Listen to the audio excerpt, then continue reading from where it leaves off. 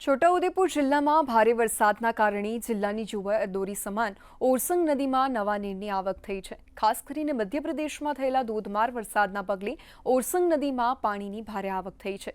ઓરસંગ નદીમાં નવા નીર આવવાથી જિલ્લાના ખેડૂતોમાં ખુશીનો માહોલ જોવા મળી રહ્યો છે। ખેડૂતોને આગામી સમયમાં સિંચાઈનો લાભ મળી રહેશે।